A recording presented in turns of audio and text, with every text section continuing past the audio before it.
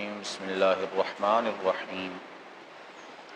ثم افیضوا من حیث افاض الناس واستغفروا اللہ ان اللہ غفور رحیم فإذا قضيتم مناسككم فاذكروا الله كذكركم آباءكم أو أشد ذكرا فمن الناس من يقول ربنا آتنا في الدنيا وما له في الآخرة من خلاق ومنهم من يقول ربنا آتنا في الدنيا حسنة وفي الآخرة حسنة وقنا عذاب النار صدق الله مولانا العظيم الصلاة والسلام عليك يا سيدي يا رسول الله وعلى آلك وأصحابك يا سيدي يا حبيب الله الصلاة والسلام عليك يا سيدي يا نبي الله وعلى آلك وأصحابك يا سيدي يا نور الله ثم افیدوا من حیث افاض الناس واستغفروا اللہ۔ پھر بات یہ ہے کہ اے قریشیو تم بھی وہیں سے پلٹو جہاں سے لوگ پلٹتے ہیں، واستغفروا اللہ، اور اللہ سے معافی مانگو، ان اللہ غفور الرحیم، بے شک اللہ بخشنے والا مہربان ہے۔ قریش کا یہ طریقہ کار تھا کہ جب لوگ عرفات کے اندر میدان عرفات میں وقوف کرتے ٹھہرتے تو قریش میدان مزدلفہ میں الگ سے ٹھہرا کرتے تھے، اور لوگ عرفات سے واپس لوٹتے تو قریش مزدلفہ سے واپس لوٹا کرتے، اور اس کو اپنے لیے ایک طرح کی بڑائی سمجھا کرتے کہ ہم چونکہ دوسروں سے اعلیٰ ہیں، ہمارا نسب جو ہے وہ دوسروں سے اعلیٰ ہے، اس لیے ہم ان کے ساتھ اکٹھے نہیں ٹھہرتے، وہ الگ میدان میں ٹھہرتے اور یہ الگ میدان میں ٹھہرتے۔ تو انہیں اس میں حکم ہوا اس آیت میں کہ جہاں دوسرے لوگ ٹھہرتے ہیں تم بھی وہیں ٹھہرو، اور جب وہ وہاں سے پلٹیں تو تم بھی وہاں سے پلٹو، کسی دوسرے کو کسی دوسرے پر جو ہے وہ کوئی فضیلت حاصل نہیں۔ یہ آیت واضح کرتی ہے کہ دینی احکام جو ہیں وہ سب کے لیے برابر ہیں، چاہے کوئی عربی ہو، چاہے کوئی اجمی ہو، چاہے کوئی گورا ہو یا چاہے کوئی کالا ہو، چاہے کوئی مالدار ہو یا چاہے کوئی غریب ہو، ہر ایک کے لیے دینی احکامات برابر ہیں۔ کسی کے مال کی وجہ سے، کسی کے نسب کی وجہ سے اس کو کوئی فضیلت حاصل نہیں کہ اس کے لیے دینی احکامات تبدیل کر دیے جائیں۔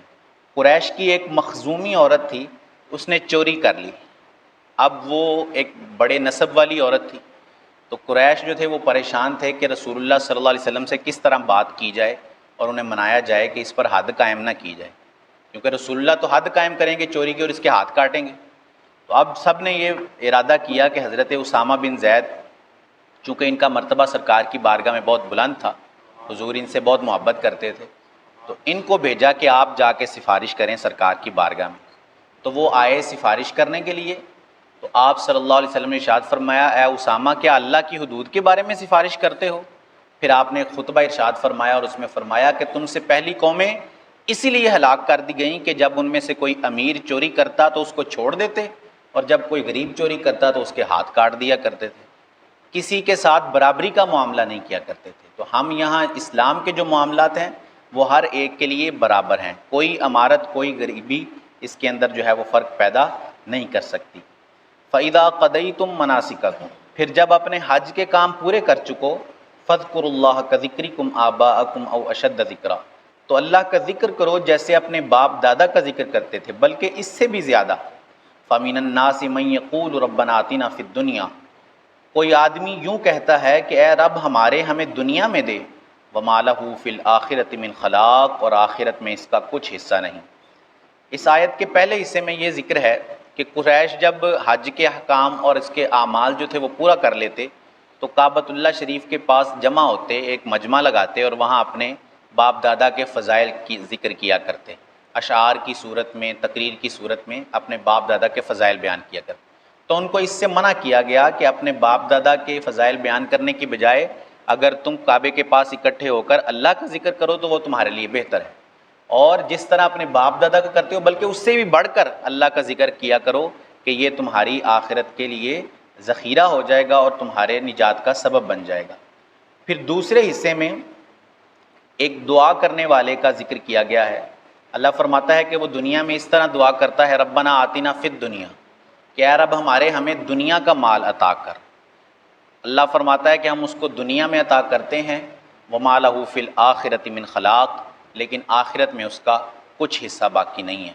کیونکہ جو صرف دنیا چاہے تو اس کو دنیا عطا کر دی جاتی ہے، لیکن آخرت میں جو ہے وہ اس کے لیے کوئی حصہ نہیں۔ حالانکہ آخرت جو ہے وہ ہمیشہ کی زندگی ہے، دنیا فنا ہونے والی چیز ہے، تو اگر دعا مانگے بھی بندہ تو آخرت کی مانگے۔ ہم کسی سے دعا کرواتے ہیں، کوئی بزرگ آئے تو ان سے دعا کراتے ہیں کہ آپ دعا کریں ہمارے کاروبار میں برکت ہو جائے،